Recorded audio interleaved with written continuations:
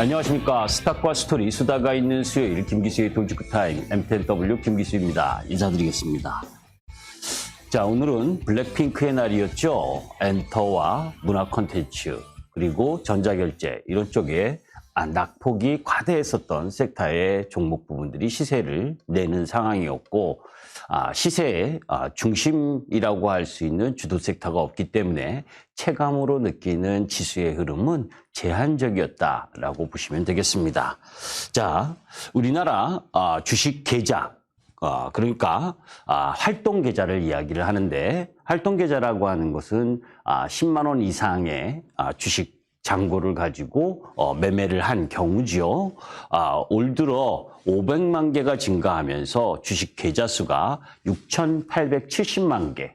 그러니까 엄청난 수의 증가 흐름을 보여주고 있는 거죠. 그죠? 올해 500만 개나 증가를 했으니까 왜 주식 계좌가 이렇게 늘었을까라고 본다면 결국은 시장에 있어서 큰 기대감을 가진 개인 투자가들이 많이 들어왔기 때문입니다. 이렇게 계좌 수가 많은 개인 투자가 입장, 그죠? 그것을 염두에 두고 보는데, 남들은, 그러니까 다른 나라, 지금 보게 되면 하다못해 독일도, 그죠? 정고점 근처에 놓여져 있고, 다우지수와 나스닥 공히 정고점 돌파, 또 돌파 직전에 놓여져 있고, 대만과 니케이도 그런 모습을 보여주고 있습니다. 그런데 우리 시장만 지지부진한 형태죠.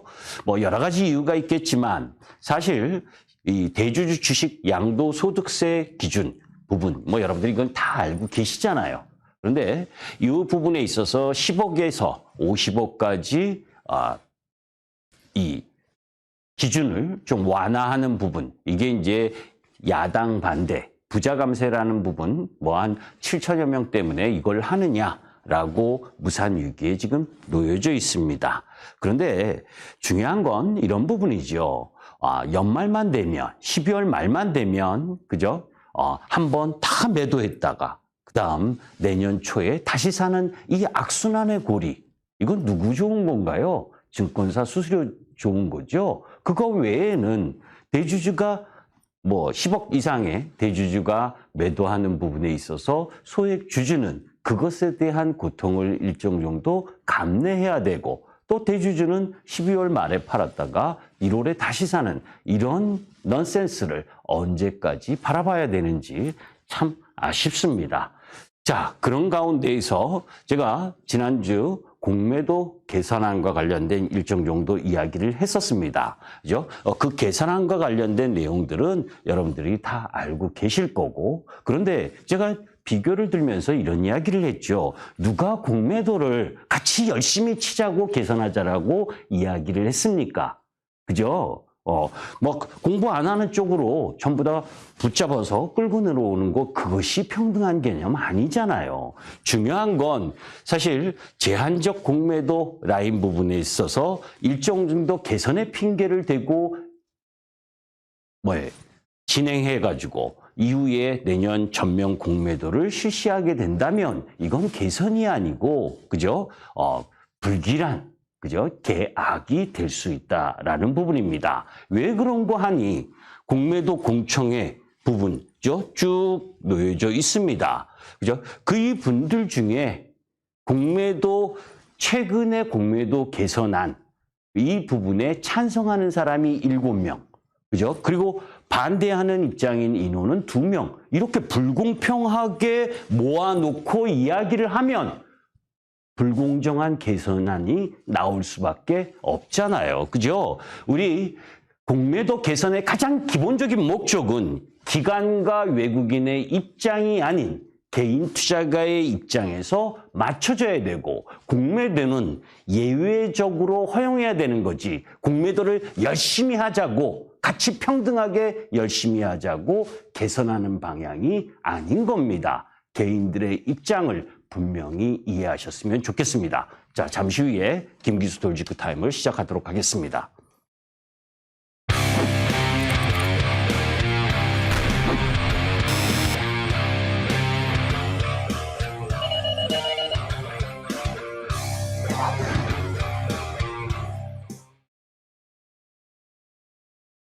자, 지난주에도 말씀드린 것처럼 미국 증시는 지금 쏟아지는 낙관론에 놓여져 있습니다. 자, 그런 가운데에서 이런 이야기도 나오고 있죠. 시장이 너무 앞서가는 건 아니냐. 금리 인하 시점과 금리 인하 횟수에 대한 겁니다. 한마디로 이야기하면 김칫국부터 마시는 것 아니냐. 왜냐하면 패드워치 24년 금리 인하 확률을 내년 3월부터 내년 말까지 5번 금리 인하를 예상하고 있고, 블룸버그는 2024년, 2025년 각 4번, ING는 2024년 6번, 2025년 4번. 지금 벌써 이미 그죠? 내년에 3월부터 계속 금리 인하할 가능성을 높게 바라보면서 시장이 움직이고 있다는 겁니다. 경기는 둔화되고 있지만 코어 소비자 물가 둔화되는 데는 시간이 일정 정도 필요하고, 지난주에 파월 연준 의장이 나름대로 긴축 부분에 있어서의 속도, 이 부분을 잘 컨트롤하겠다라는 부분, 매파적인 이야기를 했음에도 불구하고 시장이 너무 과하게 기대하고 있는 것은 아닌지를 한번 생각해 볼 필요가 있고, 자, 그런 가운데에서 분명히 이제 미국의 11월 CPI 다음 주에 있죠. 그리고 12월 FOMC가 다음 주입니다. 사실 미국의 소비자 물가 지수가 계속 내려와서 10월 소비자 물가 지수가 3.2까지 전년 동기 대비 내렸고, 이번 11월 소비자 물가 지수 역시 컨센서스가 3.0%니까 지난 10월보다 내려올 것이 분명합니다. 그죠? 그 이후 이제 FOMC 회의가 열리고, 이제 어제 졸트 구인 이직 보고서도 나름 2021년 3월 이후 최저치를 기록하면서 아주 양호한 흐름을 보여줬죠. 어느덧 미 국채 금리는 10년물 금리는 4.2%를 하회하는 수준까지 내려오면서 빠르게 금리 인하 기대감이 놓여져 있는 상황입니다. 물론 고용지표 이번 주 금요일 발표도 봐야 되고, 그런 가운데에서 12월 FOMC 회의 13일, 14일 우리 시간으로 이때 이제 파월 연준 의장이 다소 매파적인 이야기를 할 것이라고 예상되지만, 그죠? 시그널은 분명히 줄 필요가 있다. 내년에 1, 4분기에 금리를 인하할 건지, 아니면 6월, 7월, 그죠? 2, 4분기 넘어서 금리를 인하할 건지. 왜 이것이 중요하냐면, 사실 여러분들이 시장에서 바라보면 금리 인하하면 주식이 다 올라가는 시장 흐름으로 염두에 두고 이야기하시는 분들이 많아요. 그런데 그렇지 않습니다.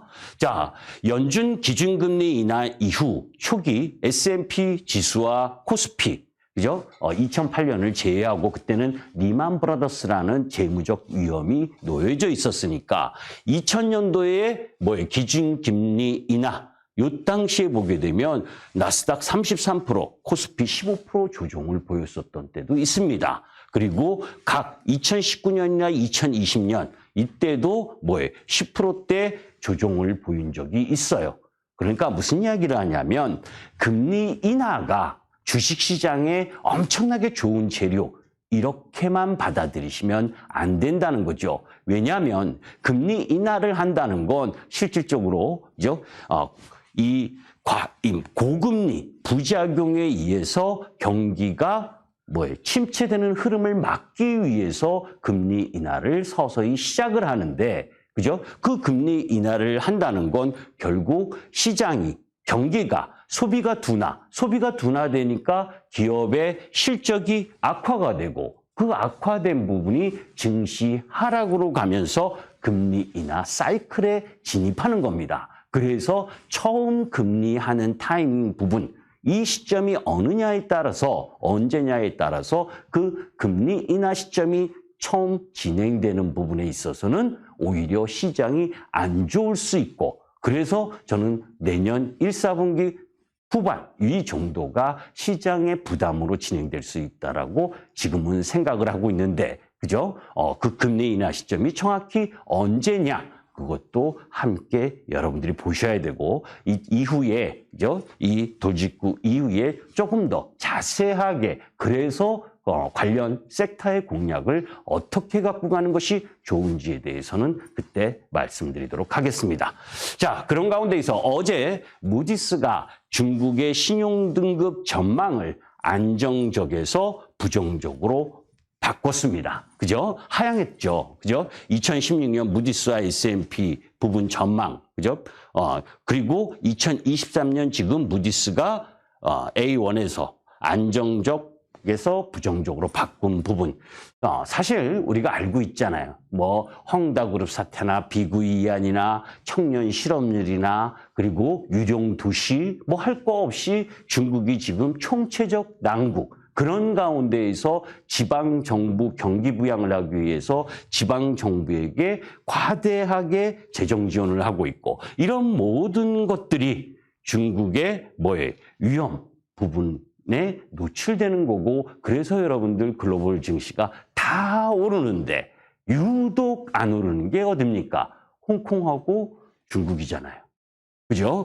그런 부분, 비단 그게 실질적으로 본격적인 중국 시장의 약세는 2020년 코로나 이후, 코로나 때 뭡니까? 공급망을 봉쇄하면서 서방 국가들에게 이미지를 안 줬고 그런 부분들이 계속해서 미중 관계 악화, 그런 가운데에서 미국이 공급망 흐름을 자꾸 빼는 과정에서 노출되는 위험인 거죠. 자, 거기에다가 주택담보대출을 못 갚아서 신용불량자가 854만 명. 그죠?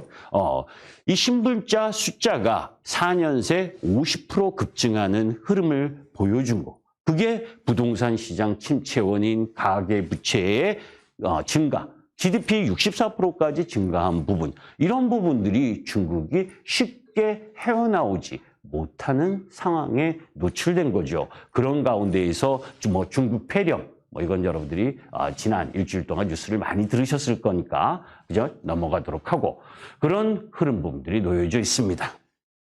자, 아까 말씀드린 것처럼 미국 시장의 기대가 높고 그죠? 금리 인하에 대한 기대감이 높고 그런 가운데에서 애플이라든지 마이크로소프트, 메타, 테슬라, 이 매그니피션트 세븐, 빅7이라고 하는 종목 부분들이 지수 영향력이 크고 거기에서 지금 횡보하면서 고점에서 위치해 있죠. 자, 잘 보시면 나스닥과 코스피 지수, 위에가 나스닥 지수고 아래가 코스피 지수입니다. 그죠? 6월 이후 모습을 보면 추세는 같은 방향인데, 그죠? 올라올 때를 보게 되면 나스닥 지수가 코스피 지수보다 더 크게 상승하고 있는 걸 볼 수가 있죠. 나스닥 지수가 6월 이후 36%를 상승을 했는데 코스피 지수는 12% 내외밖에 상승을 하지 않았다는 거예요. 그러면 그 차이가 뭐냐? 단순히 미국 시장이 올랐다고 우리 시장의 지수가 똑같이 오른다면 그건 국가마다의 차이를 인정하지 않는 거죠. 중국이, 홍콩이 하락하고 있는 것처럼. 사실 보게 되면 한미 경제적 펀더멘털 차이, 단적으로, 그죠? GDP 성장률 차이에서 확인할 수가 있다. 그죠? 미국은 2.3% 정도의 전망을 예상을 하는데 한국은 올해 1.3%. 그죠? 그러니까 거의 2배 정도 차이가 나잖아요. 그치? 그러니까 지수 부분도 그 역할을 하는 거고 또 하나는 중국과 홍콩이 안 좋은 흐름에서 보듯이 우리나라는 중국과 연관된 경기 관련주들, 산업재 소재 부분의 섹터 비중이 높습니다. 그러니까 중국의 영향을 받을 수밖에 없다 보니까 나스닥 지수의 상승을 못 따라가고 중국 떨어지는 거 그리고 나스닥 올라가는 거에 중간 합 정도의 상승을 보여주는 거죠. 자, 그런 가운데 미국도 지금 노이즈는 있고 있습니다. 그죠? 무슨 거냐면 이 10월 달에 애플 CEO 팀 쿡이 자사주 51만 주를 매도했고 그리고 메타, 저커버그가 총 68만 주, 그러니까 우리나라 돈으로 2,417억을 매도를 했고 엔비디아 역시 지난달 주식 37만 주 자사주를 처분하면서 이 빅테크 기업들이 고점 부근에서 나름 자사주를 처분하거나 매도를 하고 있다는 거죠. 그러니까 뻥 하고 시원하게 더 올라가지 못하고 고점 부근에서 횡보를 하고 있는 겁니다. 자사주를 매도했다고 시장에 있어서 그 종목이 하락을 뜻하는 건 아닙니다. 일정 정도 지분을 줄이는 부분 정도니까. 왜? 시장이 안 좋을 땐 또 자사주를 매입하기도 하잖아요. 다만 시그널 부분에 있어서는 추가적으로 상승을 해도 그 상승의 폭은 제한적일 수 있다는 것도 암시하는 부분이죠. 그러니까 그런 부분들을 잘 이용해서 접근할 필요가 있는 거고. 자, 그런 가운데에서 엔비디아가 흔들하니까 K반도체가 휘청하는 모습도 보여주고 있죠. 무슨 얘기냐? 사실 지나 러먼도 상무장관, 미국의 상무장관이 이틀 전에 12월 3일 날 어떤 이야기를 했었느냐. 엔비디아를 겨냥해서 중국 AI 칩을 만들면 바로 다음날 통제하겠다. 어떤 얘기인지 아시죠? 중국 중국 수출을 통제하니까 엔비디아가 자꾸 통제를 받지 않는 저사양 칩, 중국에 맞는 칩을 개발을 해서 수출하려고 하는 흐름 부분을 보이니까 그렇게 되면 바로 그것도 또 규제를 하겠다. 이건 강력한 거잖아요. 그죠? 중국은 우리의 친구가 아니다라고 이야기하는 부분. 그게 비단 반도체뿐이겠습니까? 그죠? 자, 그런 가운데에서 중국이 독일이나 네덜란드, 일본, 한국에서 기술을 구할 수 있다면 무슨 소용이 있겠느냐 이 발언까지 했습니다. 그건 다자주의적 차원으로 접근하겠다는 거고 그런 부분은 한국 기업들에게 위험을 함께 갖고 갈 수 있는 요인이죠. 그래서 HBM 쪽 부분의 주가 흐름 부분들이 이번 주 추세를 이탈하는 모습들이 보여줬고 오히려 반도체 쪽에서는 온 디바이스 관련주 이쪽 라인 부분 정도만 살아있는 모습을 보이는 부분 그런 것도 참고해서 종목을 접근할 필요가 있습니다.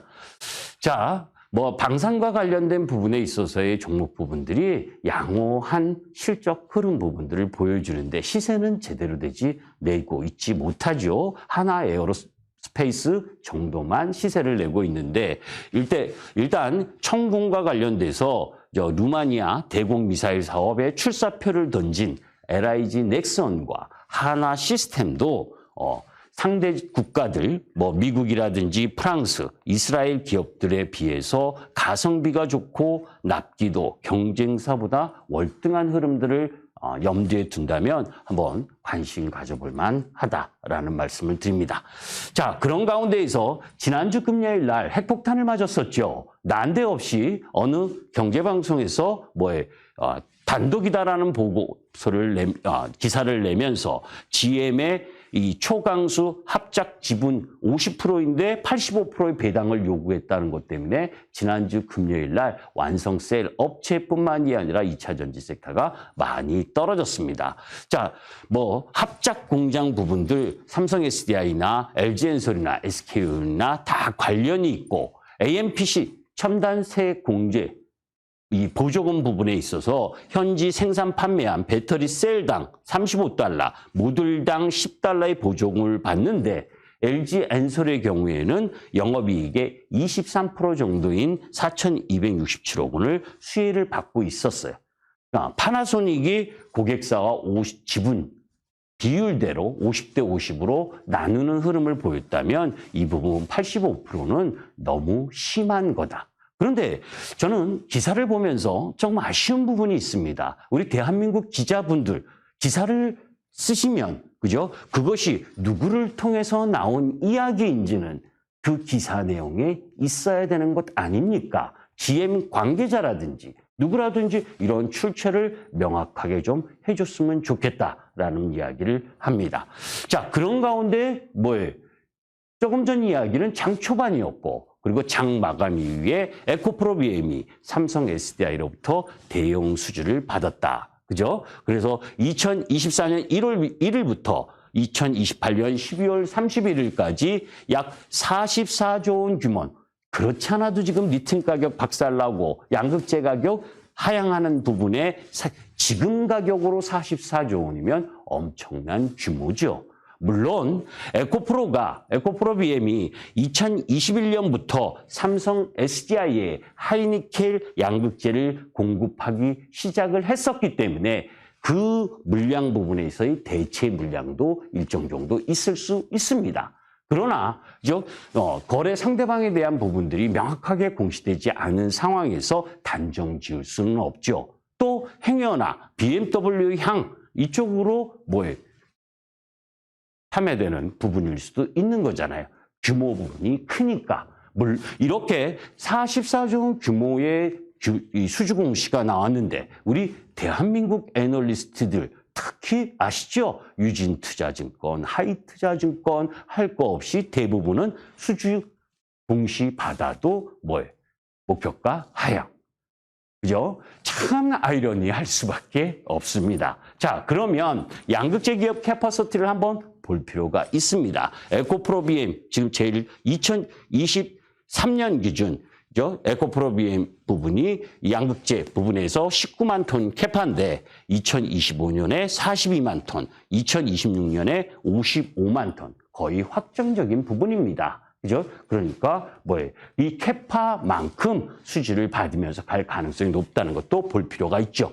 FOMC 세부 규정과 관련돼서 여러분들 다 들으셨을 겁니다. 그런데 기사 내용들이 대한민국 배터리 소재사가 LG, 화학, 포스코 이쪽이 전부 다 중국 기업하고 50% 이상 지분율을 갖고 있었는데 이거 어떡하냐 돈 많이 들어가서 이렇게 부정적 기사 내용 일색인데 그거에 생각 염두에 두지 마세요. 이미 동네 슈퍼마켓에서 계약하는 겁니까? 그죠? 그 규정에 대한 지분, 반도체 칩스법이 25%였기 때문에 25%가 될 수 있다는 것도 다 감안해서 자금의 조달, 계획, 지분의 변화 이런 슬라이딩 계약을 통해서 다 준비하고 있는 대한민국 기업을 믿으실 필요가 있는 거죠. 그죠? 대한민국 그런 기업들이 구멍가게 아닙니다.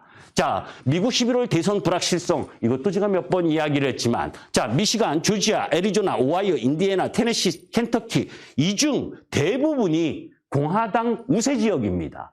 경합 지역이거나 공장이 들어선 부분이 신규 일자리를 창출하는 부분을 트럼프 할아버지가 와도 바꾸기 쉽지 않다라고 보시면 됩니다. 자, 그런 가운데에서 대한민국 애널들은 전기차가 안 팔릴 거다 하지만 2023년도 작년 1000만 대 판매에서 올해 1400만 대 판매되고 내년에는 1700만 대 이상 판매될 수 있다라고 대한민국 증권사들이 아니라 블룸버그 뉴 에너지 파이낸스에서 보고서가 나온 부분이에요. 그죠? 다만 전기차 부분에 있어서 그죠? 신흥국의 전기차 판매는 증가할 건데 그죠? 내연기관차 부분들이 전기차로 전환하면서 속도, 그 성능 이런 부분들이 제대로 되지 못하니까 다소 아쉬운 부분들이 나오는 거죠. 그런 가운데에서 신차 비율이 전기차가 증가하고 있다는 부분. 다만 리튬 가격 하락, 양극재 가격 하락. 그러니까 4분기 실적이 발표되는 1월 달까지는 다소 시세가 세게 올라가는 부분은 아니고, 그죠? 그러니까 급등할 때 추격 매수하면 안 되겠죠.